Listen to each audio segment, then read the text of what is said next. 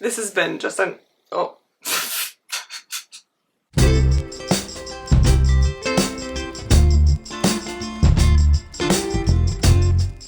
Hi friends, welcome back. I'm MC, a knit and crochet designer from Connecticut, and you can find me on Instagram and Ravelry as Blame the Knots, on my website blametheknots.com, or right here on YouTube where you can get to know me a little bit better. Today is going to be a shorter episode, and I will explain that later on. This is episode 17, and today is February 7th, 2024, for those that are interested. So let's jump right into things. Today we're going to be very knit and crochet project focused and not much else. So let's get going. Let's start with talking about what I am wearing. This is a test that I have recently completed, and this is my Fluff Around and Find Out by Mac Dye Conley, or Made by Mac here on YouTube. And I used Sorella yarn, worsted weight yarn in the colorway Maui. Let me tell you a little bit about this pattern because it will be coming out, I believe, at the end of this month. So, okay. This is the original sample. Was made with Lion brand Scarfy Light, which is a, I believe, like a blown tube type yarn. So it's very fluffy. It holds in a lot of warmth and is great for winter. I decided to make my version in a regular worsted weight yarn, and I thought that this would help me to kind of get it get more seasons out of my wear of this. So I felt like I could wear this to a bonfire in the fall. I could wear it over a long sleeve shirt in the winter if I wanted to.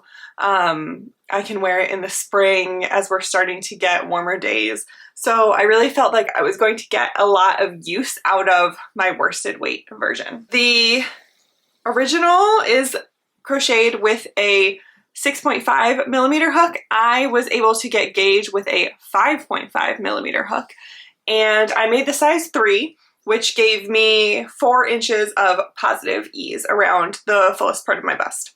So I love it. I think the last time I showed it, I had maybe half a sleeve done or something. I finished both sleeves in time for me to wear this to New Orleans. I wore it all the time in New Orleans because my husband and I did not quite prepare properly for the weather, and we were cold always. So I wore this almost every day while we were there at various points of the day because I was trying to keep myself warm. The next finished object I have, I honestly cannot remember if I've shown or not. I'm pretty sure I only showed it when I had one sock done, so now I have both. And these are some socks that I made for my husband for Christmas. So this is Knit Picks Swish Pops, which is a DK weight yarn. This is in the colorway EDM. And I knit these on a US 4 needle. I forget what the millimeters is for that.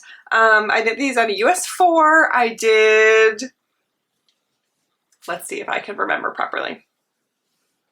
This is just like a vanilla sock pattern that I follow. It's not following anyone's pattern in particular. I was just kind of doing what I felt like and having my husband try them on as we went along to see how they fit. So I did 8 rounds of 2x2 ribbing for the cuff.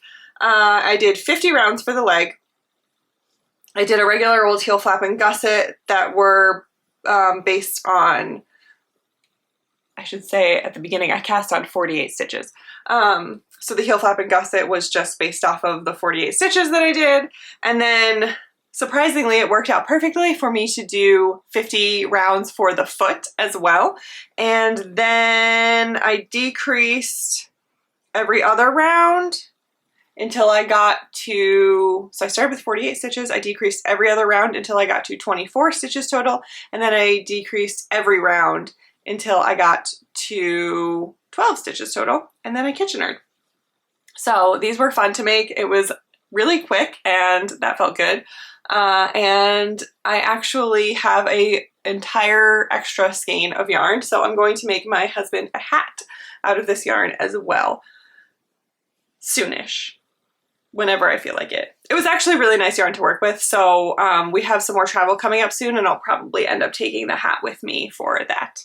The next finished object that I have is something that you have never seen before because I cast it on and finished it really quickly, and that is a new design. So this is going to be the Bayou Bandeaux, and this is made with Ridiculous Yarns Ruby DK in the colorway Butterfly Effect. It is this amazing, what are the baby alpaca, silk, and cashmere blend. I mean, come on. It's so soft, so squishy, and just look at this. It's got this like watercolory kind of effect. Get my head out of the way so it focuses and you can see. It's just beautiful, absolutely beautiful yarn. And I decided I only had one skein, and it was such an unusual fiber content that I didn't really want to mix it in with anything else. So I wanted to make something that I could make the most out of my one skein, and I decided to make a little bandeau. This is going to be a pattern that will probably not come out until the summertime. I'll probably call for testers in the spring. It's garter stitch. It is knit sideways, so you knit around your body and then seam it together in the front, and there is a little keyhole detail, which is optional, and then there is some elastic sewn in at the very end. I'm thinking that I will have sizes for this, however it is so incredibly easy to customize, and I will probably also have instructions for straps as well. So yeah, just a cute little bandeau for the summertime, and I'm excited about it. It was really fun to work up this yarn. I used a US 6 needle for this yarn, and it gave me this great squishy garter that doesn't, you know, it's not so loose that it becomes see-through once it's stretched over the body. And this I made with about 10 inches of negative ease for my body. It looks like it looks a little bit wider at the top than at the bottom, and that's just because the elastic is giving it some structure at the top, but it is not at all. It's just very, very stretchy garter stitch, which is just one of my favorites. Okay, let's move into whips. So this first one is something that I was trying so hard to have done before I sat down and filmed this episode, but it's just not working out, and I need to get this filmed while I have some daylight, and I will probably finish this later on today, but that's okay. And that is my Doppio sweater by Seunghee Knits. And I have just one little tiny sleeve left to go. So okay, let's start from the beginning. I'm making this with Swans Island Sport Weight yarn in the colorway Snowy Owl, and the Little Wolf Knits Surrey Buoy base, which is Surrey in Can You Show Me One Thing?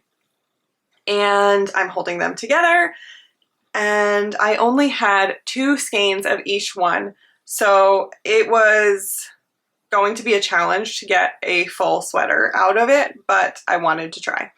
And the thing is that this is supposed to be a long sleeve sweater, but I just knew that I was going to not quite have enough yarn, and I didn't feel like playing yarn chicken, so I decided to just call it and make it short sleeve. So what I did since the last time you saw this was I picked up and added the collar. Now this pattern also has a folded collar, and I decided not to, again because of yarn, although now that I'm doing short sleeves I probably had enough to do a folded collar, but whatever. I chose not to. And let's see. So then for the sleeves, I did about 1.5 inches of stockinette before doing the ribbing. This is knit with a US 10 and a US 7 needle for the ribbing, and that is what I'm using. But let's see, let's talk about modifications. Firstly, not doing the folded collar. Secondly, there is optional faux seams in this. Not doing those. Made it short sleeve instead of long sleeve. And there is also some very, very minor tapering on the body that I decided not to do, mainly just because I didn't feel like counting my rows. Also, one more thing is that this has a sewn tubular bind off, and I decided to just bind off in pattern. So it's a fantastic pattern. I just was not, I cast this on when I wanted something in stockinette so badly, and I desperately wanted to use this Surrey yarn because it's beautiful, and I was just really looking for something very joyful for me, and I did not want to have to think too much about my numbers or counting or anything like that. So that's why I made so many modifications to it. And it's been a joy to knit. I really wanted to get this second sleeve done, but this first sleeve, for some reason this morning, took me a little bit longer than I had anticipated that it would take. So I am heading to a knit night this afternoon, or knit afternoon, I guess, and I'm planning on bringing this and getting the second sleeve done there. So then this will be ready to go, and who knows, maybe I will wear this as my finished object on the next podcast. Next up, I have 2 new cast-ons, and both of them are doing great.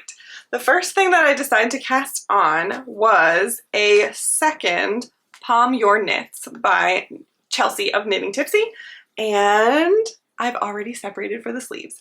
So this has been, this again was another project that I just really wanted some stockinette. I got to a point on my Doppio where I had to do a little bit more thinking, and plus I'm using white yarn, and I didn't want to bring that around with me because I was afraid of what I would do to it. So again, I wanted something stockinette that would just give me that joy of knitting, and so I decided to cast on a Palm Your Knits. And it has been exactly what I wanted. It's been full of joy for me, and I've been loving every second. So this pattern I think is knit on a US 2, and I'm using a US 4. I did not gauge swatch for this. Oh, also a note on the Doppio, I didn't gauge swatch for that either. I just cast on, and after a few inches I checked my gauge to make sure I wasn't so far off, and then I just kept going. I did not gauge swatch for this. I looked at what I used for my needle for my first version and went with it. I still haven't checked my gauge. After I got through the collar, I did try it on and make sure that it went over my shoulders. And that's it. Not something I recommend. However, I feel comfortable enough with my knitting to be okay with that. And this is a top that's supposed to have a lot of ease, so I was okay with it being, you know, slightly more or slightly less than the recommended ease. So let's see, I said already that I'm using a US 4. I just separated for the sleeves, so now I am working away on the body. I think I'm going to try and get about 1 inch or 2 on the body, and then I'm going to go back and pick up for the sleeves because it's short sleeves, so I just need to do some ribbing, and then those will be done. I am using my own hand-dyed yarn for this project, and this, you know, this purple actually doesn't have a name yet, which is very odd for me. I have said this before, I almost always go into things with the name. The name is what inspires me and directs what I'm creating. But this was, this came about in a day that I was kind of playing around and learning about the dyes that I was using, and so it doesn't have a name, it doesn't have a direction yet. I will think of something, but I'm loving it. It's this pale purple lilac-y color, and I love every second of it. It's giving me so much joy, and I can't wait to finish it and get to some warm weather so I can wear it. My final project to talk about is something that I gave a little sneak peek of in my New Orleans video, and it has grown significantly since then. I am almost done. It just needs a collar and sleeves, and that is my Krewe Neck Tee. Now this is a new design, and it is called the Krewe Neck Tee, spelled K-R-E-W-E, like the crews that put on parades in New Orleans. So this is made with Whimsy Stitches Superwash DK yarn in the colorway Mardi Gras Parade. You can see the connection between the crews of the parades and the yarn.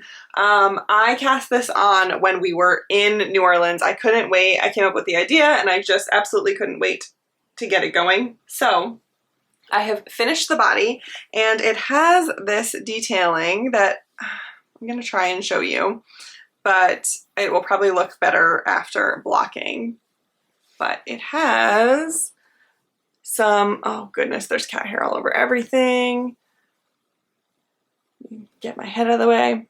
There is a slip stitch float detail in the ribbing. So this is going to be a standard, pretty standard Krewe Neck Tee. Get it? And there will be that slip stitch detail in the ribbing. I have to pick up the collar, which should be easy peasy, and then these sleeves are going to be a little interesting and have some short row shaping in them.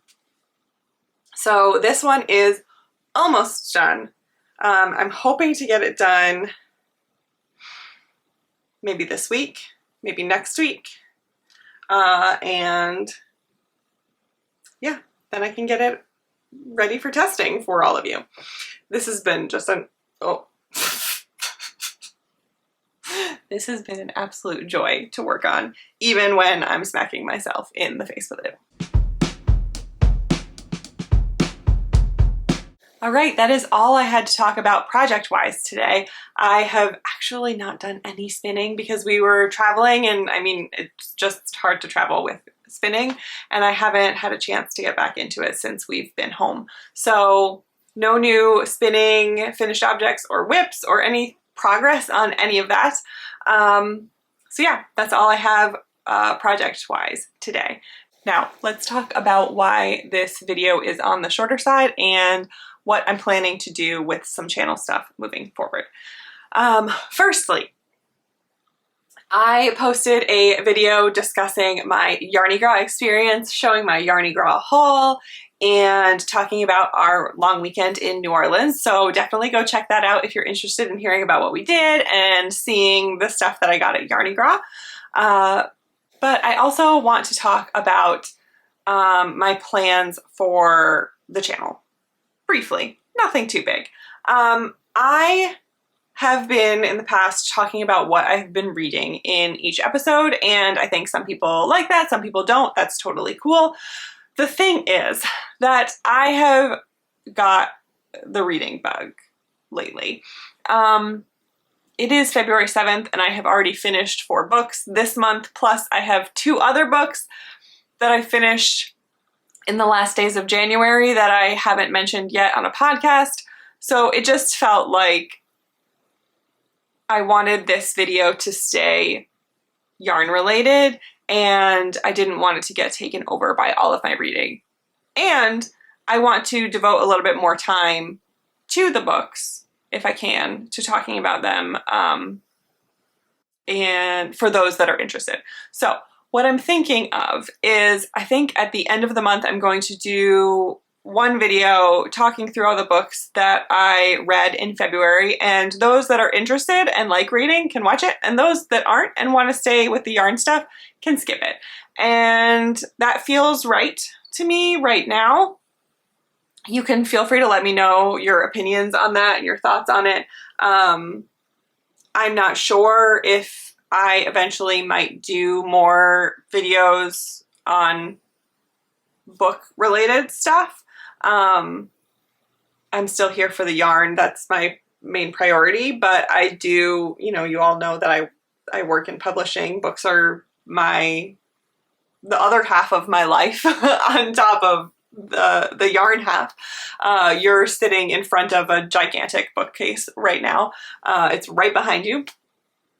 So books are always going to be a big part of my life, and I've kind of gotten a little bit rejuvenated with my reading lately, and I think that there are a lot of other people out there that are feeling the same way. So I think I'm going to separate them for right now. Yeah, like I said, that's just what feels right at the moment, and I think that's what I'm going to do. I do actually already have a reading and knitting vlog prepped. I did it a while ago, and I just like never filmed the wrap up for it and got it live. So I'm going to be throwing that out there in the next couple weeks and seeing how people like it, because I do have some other ideas for combining my two passions. So, like I said, you can totally feel free to let me know your thoughts on that, and it is totally okay if you are not into it. Like I said, the reason I'm going to be separating the videos is so that those who are not interested can skip it. However, I will always be a big reader, and that's always going to be a big part of me, so I won't stop talking about books in addition to talking about my yarn. But it's okay if you're not here for it. So that is all I have to talk about today. Thank you so much for coming along with me as we went through my recent finished objects and the projects that I'm working on. Please, if you enjoyed this, make sure that you like and comment and subscribe. And if you do like reading and want to see the books that I end up reading in February and want to see that video, let me know and make sure that you subscribe so you don't miss it. And until next time, take care of you, and I will see you later. Bye. Oh my gosh, I can't believe I forgot to say this. I have forgotten to say this for the last couple of videos. My friend, Mac, who is the designer of the Fluff Around and Find Out that I am wearing, and myself are hosting a make-along on Instagram. So make sure that you go check it out. It is called the Fluff Along, and it is hashtag FluffAlong2024. And you can enter any projects that you think are fluffy, whether it is a fluffy yarn, or maybe you're making a stuffed animal for a child in your life or yourself. If you're using suri or mohair or boucle or blanket yarn, or you're making a pattern like this one called the Fluff Around and Find Out, but you're making it with regular worsted weight yarn, that's okay. It still counts. Whips count. New cast-ons count. Whatever you want to count, counts. Pretty much. If you can find a way to say that you think it feels fluffy to you, it counts. We're pretty lax with our rules.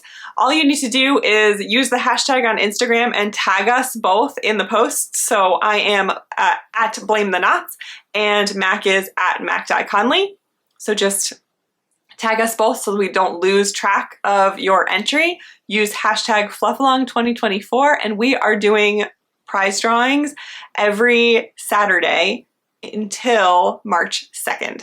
So you still have oh my gosh, at the point of this video getting posted, there are still 4 more opportunities for you to win prizes. So make sure you go to Instagram, enter, use the hashtag, have fun with us. Thank you to everyone who has already entered, and congrats to those who have already won prizes. You're making us both smile a lot with your enthusiasm for the Fluff Along. So, okay, that's all I have to say. Take care of you. I'll see you next time. Bye.